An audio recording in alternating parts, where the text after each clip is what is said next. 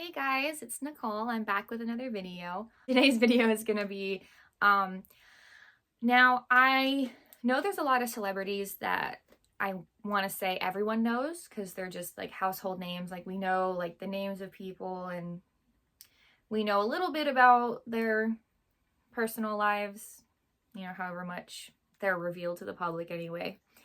But this isn't a recent thing. This is from last year, but for those of you who don't know, the actors Channing Tatum and Jenna Dewan were together. They were a couple. They got together I have it right here because I don't know off the top of my head. They met in 2006 when they did a movie together, and then they got married in 2009. So this video is going to be about them because this past year in 2024, they finally settled their divorce settlement. And I saw a lot of articles popping up about it because there's a lot of like, he said this, she said this kind of thing. And I wanted to kind of put out there like a video about it. So it took them a long time to settle the divorce because I believe here it says that they filed for divorce in 2018 and they just settled it last year. So I don't know how long it normally takes to settle a divorce.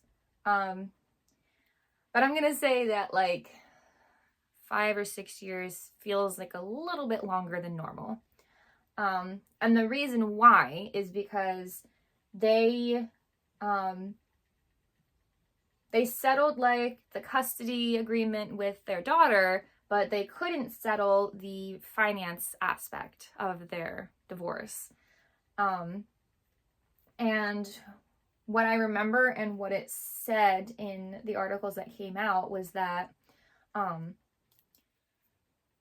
Jenna Dewan's attorney claimed that Channing Tatum hid details about his Magic Mike earnings, and that Jenna claimed that she should have received a cut of the profits since they were married when the film was made. I think it also says somewhere here that she also claimed that he used funds that belonged to both of them. So when he was working on the project and he was using his money, it was also her money. We don't know how true that is. That's just what she claimed.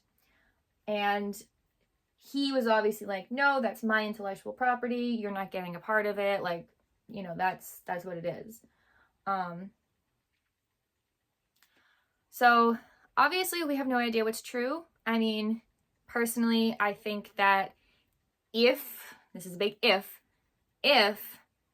it was funds that he used that belonged to both of them, then yes, she is entitled to money specifically. If it's just because, if she just wants money simply because they were married when he did this, I feel like legally, I'm sure there's obviously a straightforward path. I think that no matter what, when you're married, I think that couples, like someone's entitled to something. I don't know. Personally, I don't feel like that's completely fair. Like if it's your money and it just so happened that you were married at the time that you created something or did something, I don't know that it's completely fair for your spouse, if you're getting divorced, to claim that some of that belongs to you simply because you were married. I don't know. I feel like that's a complicated topic because I think it kind of varies from marriage to marriage. But I think in this case, she's claiming that it's both, that they were married at the time that he created these things and that he used money that belonged to both of them. And so in that case, if that is true, then yes, I believe she is entitled to money from that. On his part, he's claiming that it was his own money that he did it with and that he doesn't owe her that money. And like I said, I think that's fair in a way. because as much as you are a partnership when you are married to someone, you are also still your own person. And when you create something or do something, that's yours, that's your thing. I mean, you know, if you're still married to that person and love that person, like, sure, like, of course you would go out of your way to share money or anything with the person you love, because you would. But if you're getting divorced, like, I could see you being like, no, I created this. You're not entitled to literally a cent of what I made. So I kind of see both sides here, and there's no way to know really for sure what's actually true. And I say that a lot with this stuff because, like I said, we only hear like the smallest portion of what they meaning the celebrities PR want us to hear, including the media, because articles are written just by who's gonna click on stuff. So there's, I'm sure, like a ton of information that's left out of things. But yeah, so according to Jenna Dewan's lawyer, the Magic Mike intellectual property and all the proceeds thereon is the elephant in the room. We have, for the last couple of years, been trying to meaningfully resolve this case, but every time we do, we get stuck on that issue with Magic Mike. We are dealing with a potential billion-dollar asset. I can see why she's going after it. I mean, billion-dollar asset? Yeah, I could see that. That makes sense. In his own filing, Tatum denied Dewan's request and also asked that Dewan and her fiance, Steve Kazee, if you don't know who she is, she's a dancer, she's an actress, and she's now married to Steve Kazee, a Broadway star. And they have 2 kids together, along with her first daughter from her marriage to Channing Tatum. And also asked that Dewan and her fiance Kazee testify as witnesses should the proceedings go to trial.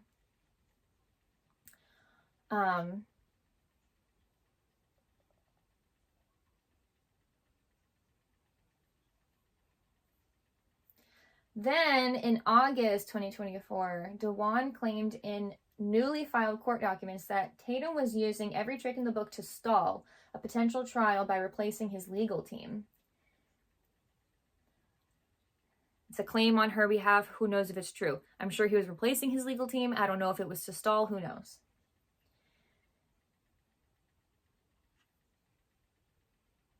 And then Channing Tatum said he denied that and claimed that Jenna Dewan's motions were another delay tactic to prolong the settlement conversation. So they're both just going back and forth accusing each other of things and then denying it.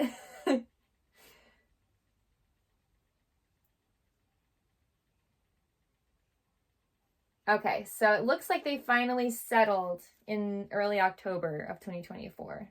That after going back and forth for a long time, they finally submitted a proposed judgment to a Los Angeles court. And then they had a court date scheduled for October 3rd. And that's the end of the article. So I'm assuming that means that they settled things. And I haven't heard anything recently, so I think that they settled their divorce. But I think it's interesting that there was so much back and forth.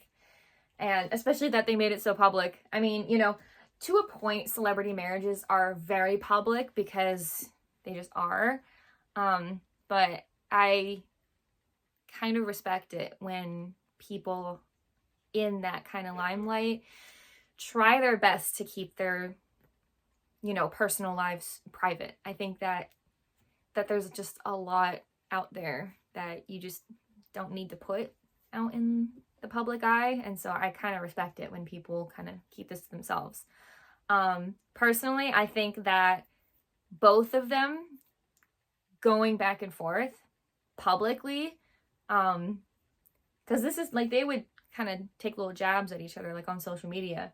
I think them doing it publicly was honestly a tactic on both sides to kind of nudge one or the other in a direction, you know, because clearly they were not agreeing on their divorce settlement, and they were claiming things on both sides. And I think that the only way to kind of try to speed things along was to create like this public tension so that They would have to be like, okay, we just need to get this done and over with. Like, we've created a stir, got some good PR. Now it's time to settle the divorce so that we're not creating too much negative influence on ourselves for our careers. So I don't know. Every time something's made public like that, I'm always wondering what are the ulterior motives. But who's to say?